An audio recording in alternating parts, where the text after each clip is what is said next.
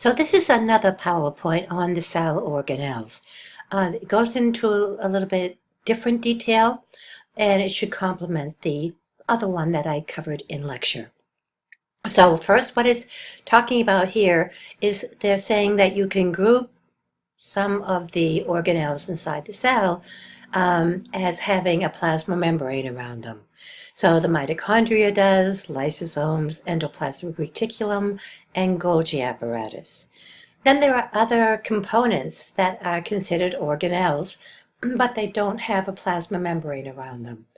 And the cytoskeleton, where you have long fibers of a protein that act as a scaffold in order to have the cell assume a certain shape, but the scaffolding proteins are not enclosed in a membrane.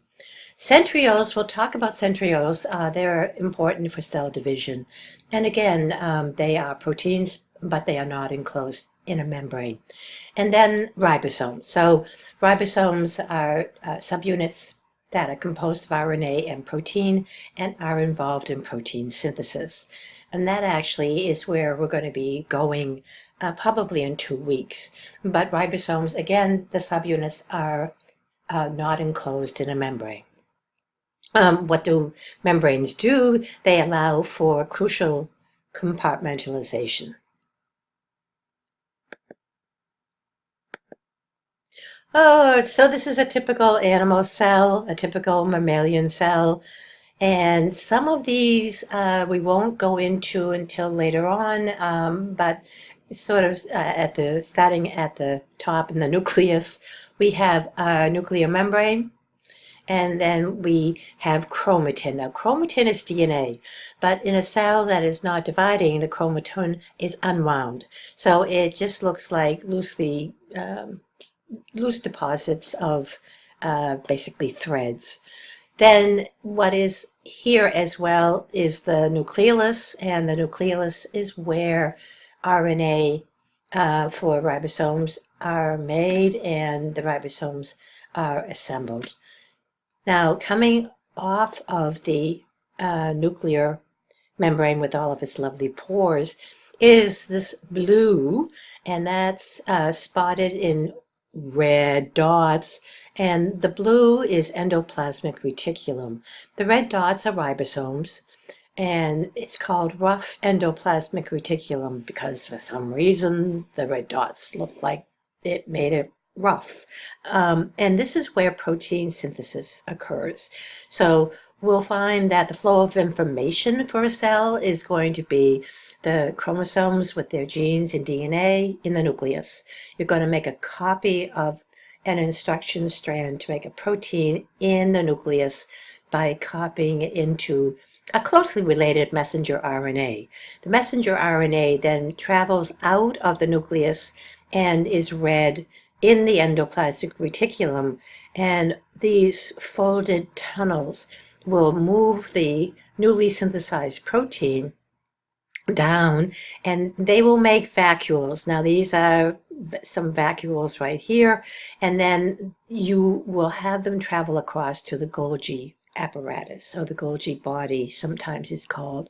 And here is where the proteins will be deposited and then concentrated for either export. So here's a vesicle that probably came from this type of vesicle, and then the vesicle can either stay inside and travel to where it's needed or to actually exit its protein product to the outside. So hormones, neurotransmitters, things of that nature are exported, and the other is imported.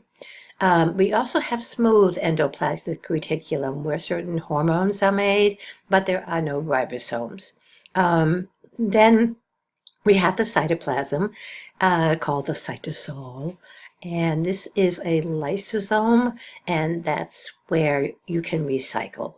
Here's the mitochondria. It's a two-membrane organelle that's involved in the synthesis of ATP. If the cell is undergoing divisions, centrioles will get involved. More about that when we talk mitosis. And then we have that they're actually showing you the microtubules that make up the cytoskeleton right here. And let's see, I think those are the major ones that because we did nuclear envelope, nucleus, plasma membrane, rough endoplasmic reticulum, ribosomes, Golgi, secretion, perioxysomes, I'm not going to hold you responsible for, so you can put an X through that. The intermediate micro and microfilaments are all about internal scaffolding to make up the skeleton, internal skeleton of the cell. Microvilli, I'm not really, no, I put an X to that as well. Not all cells have it. It's something very specialized, so we're not going to get into it right now. I'm not going to get into the centrosome matrix of the centrioles for this exam because we'll do it when we do mitosis. The mitochondria, the lysosomes, the cytoplasm or cytosol, and the smooth endoplasmic reticulum. And then the nucleus being inside the nucleolus, being inside the nucleus, and the DNA unwound in its chromatin form. Okay, so this is a little bit about mitochondria. It has that double membrane. The inner membrane is folded, gives you more surface area. It provides the cells ATP, and we will have a whole unit on aerobic cellular respiration. But that is what the mitochondria can do, and in doing aerobic cellular respiration, the byproduct of that, or one of the byproducts of that, is the cell energy, the ATP that is formed. The mitochondria is thought to be microbial in origin way back when, like 2 billion years ago.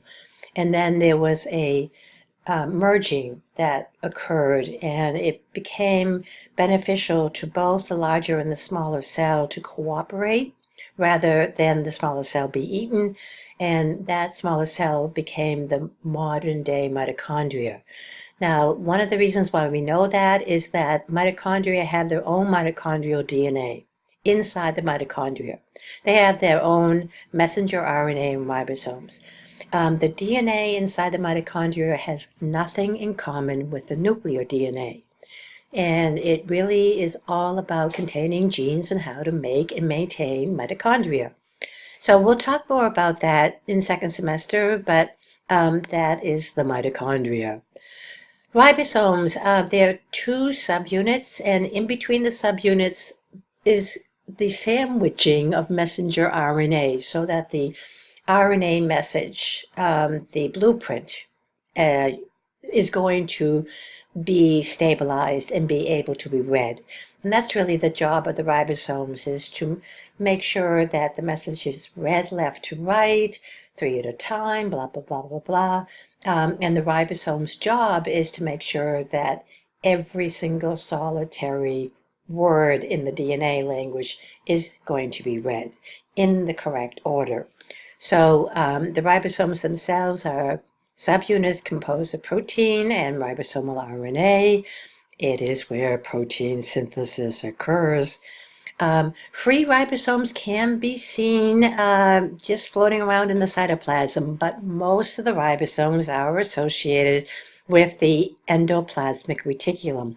They bind to it, and between the endoplasmic reticulum and the ribosomes, they're able to have a very stable complex, and then more likely than not, the message would be read correctly.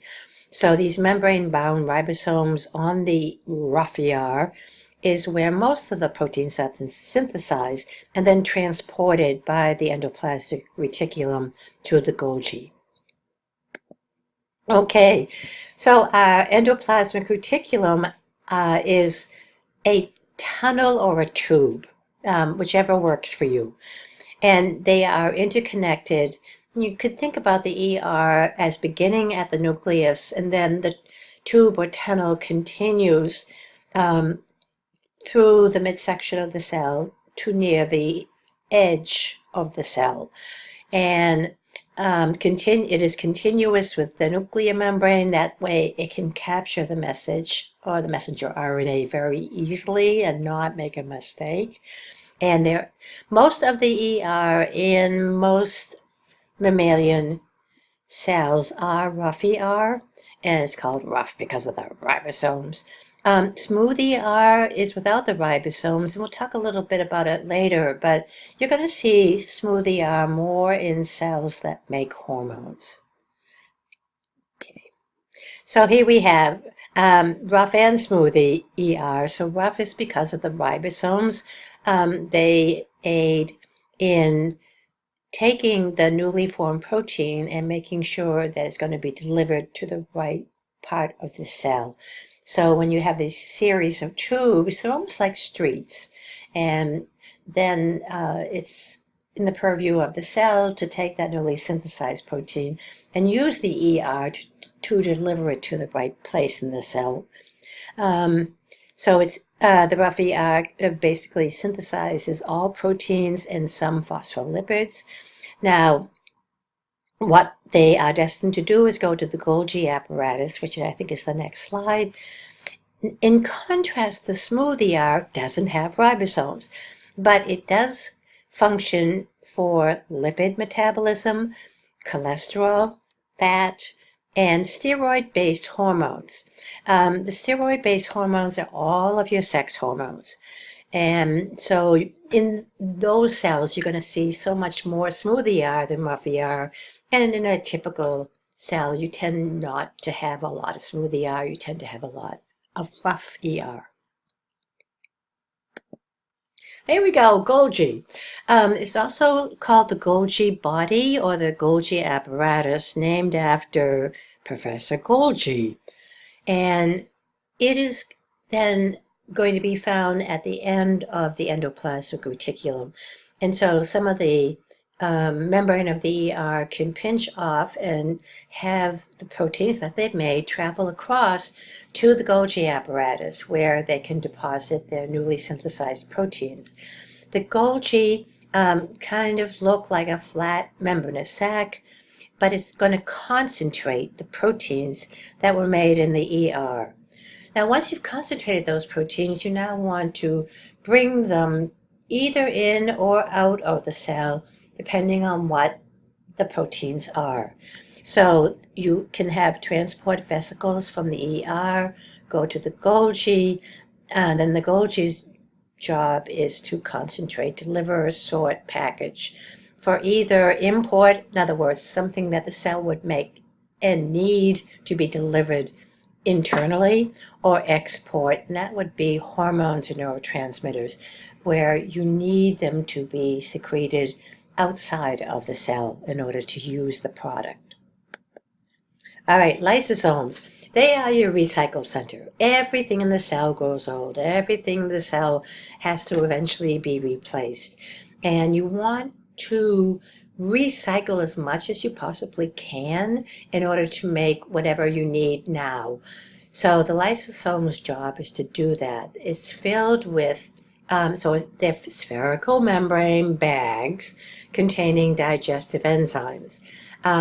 Now, the digestive enzymes mean that they can break down protein or nucleic acids or lipids or carbos.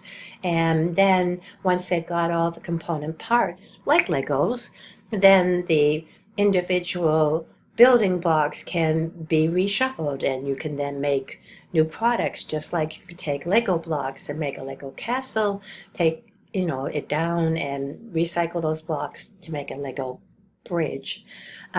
The digestion of pathogens is something that we covered when we talked about phagocytosis.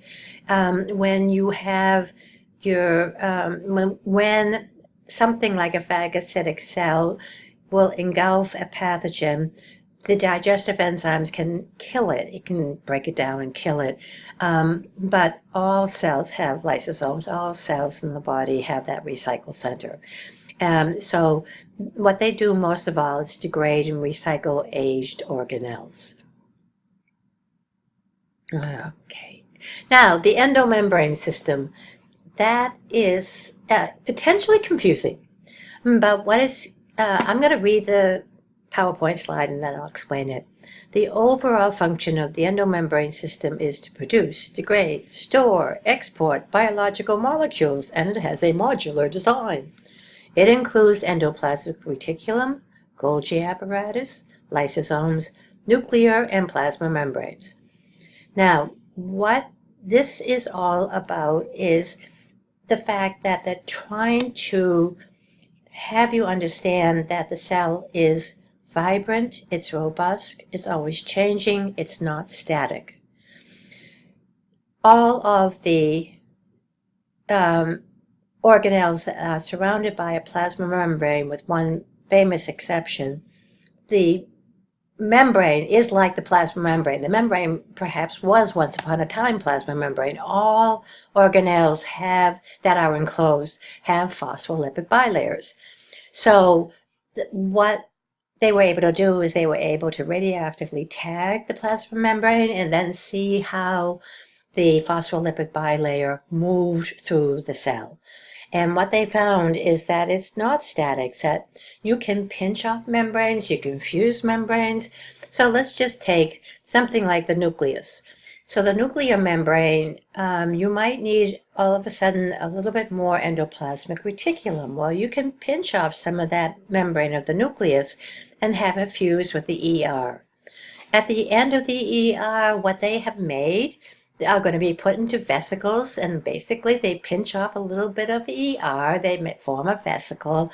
Vesicle then goes over to the Golgi, and then it fuses with the Golgi, and then the Golgi will package that and pinch off another vesicle, which could go to the plasma membrane, that vesicle could go to lysosomes, that vesicle could go anywhere.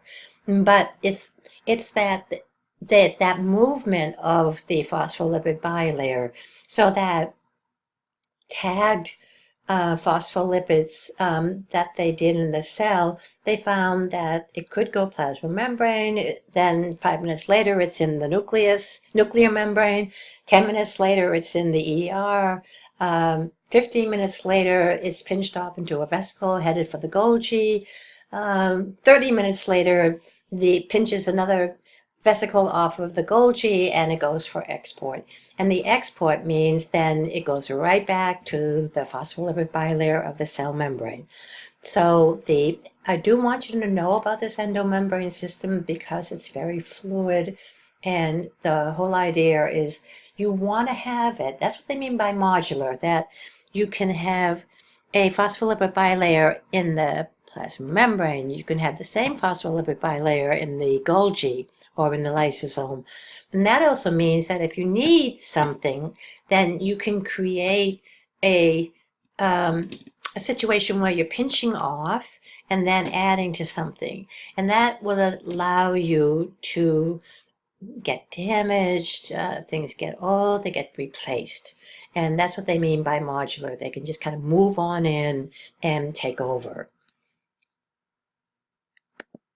Okay, and I meant to say the only organelle that's surrounded by a plasma membrane that is not part of the system is the mitochondria, and that has to do with the fact that it has its own genes, and it's almost like a separate organelle. It doesn't share with anybody, it just does its own thing. All right, so we do have an endoskeleton that will be a series of proteins that scaffold and create a certain shape for that cell. So if you ever take histology, then you can have squamous cells, which are very flat. You can have columnar cells, which are cylinders. You can have, I'm trying to think of other types of cells that are going to be a different shape. So let's pick on neurons. Neurons have a very particular star-like shape, and that star-like shape is due to the cytoskeleton fibers lining up in such a way as to give you that versus a column, like a columnar epithelium. So the proteins that are involved, right, a elaborate series of rods through the cytoplasm, proteins linked to other cell structures. There are 3 flavors: microfilaments, intermediate, and microtubules. So the small microfilaments is going to be just 2 twisted chains, and then the intermediate filament is very rope-like in structure, and then the microtubules are the biggest. They're actually hollow tubes, but the hollow tubes can withstand a lot of pressure and a lot of weight. And the other place that you're going to find microtubules besides the cytoskeleton is in flagella and cilia. Now, flagella are whip-like structures that you see on sperm because the sperm has to swim its way, and that flagella is what propels it. Cilia, the upper respiratory tract, is composed of cells that have these tiny little cilia that also beat. And by doing that, they can move any particles that are carrying pathogens out of the respiratory tract. So you can sneeze it out, you can cough it out, you can swallow it. But these are important to keep your airway clear. And then last but not least, the nucleus. So with the nucleus, it's usually the largest part of a cell. I don't know whether that's true or whether it stains so well that it seems that way, but anyways, let's have it be the largest organelle. The genetic library with the blueprints for all cellular proteins is contained in the chromosomes, which contain the genes, which contain the DNA. There are 3 regions within the nucleus. The nuclear envelope. Now, what makes this a little bit different is that it's not so much the double membrane barrier enclosing the nucleoplasm, but it's the pores right here, the pores, because those pores are large enough to get a single-stranded messenger RNA out of the nucleus, but not large enough to have the DNA, the double helix, to be able to escape, which is important. You want the DNA to stay in the nucleus, and then you make a copy of the blueprint of the gene, and you want the blueprint to leave. You don't want the original blueprint to leave. So the copy can leave, but the original stays. Then you have your nucleoli, where you are going to be making ribosomal RNA, and then assembling the ribosomes. Again, the nucleopore is big enough for the ribosomes to get out, but not the DNA. So DNA in a resting cell is quite unwound, loose strands like threads. But then when you want the cell to divide, you want to make sure that you make an exact copy so that the 2 new cells can do the exact same thing as the original. So what you do just before you start cell division is you concentrate the DNA, and you wind it and you condense it, and you condense it again and again and again until you form visible chromosomes. And then moving those visible chromosomes is what will happen during mitosis. More about that later. So here we have, just to review, nuclear envelope, double membrane barrier, encloses the nucleoplasm. It's continuous with the rough ER, maintains the shape. Pores allow substances to pass in and out of the nucleus. The nucleoli involved with ribosomal RNA synthesis and ribosome subunit assembly. And then DNA is chromatin. So when a cell is not dividing, these are the thread-like strands. Then when you want to divide, you start wrapping them around what is called histone proteins, and that is the first step in condensing. Then you can take that and condense it even further, and that is called a nucleosome. So what will happen is, now the bar bodies I'm not going to talk about until we do mitosis, but that the nucleosomes can wrap around themselves and make the visible chromosomes that we think of. And we inherit 23 from mom chromosomes and 23 from dad. So we have a double copy of everything. So that will allow a lot of variety for gene expression. And I think that's it. Yay! All right, so I am off to do the next PowerPoint. And this particular PowerPoint and the next one is what and only what will be on the quiz for this week. See you then.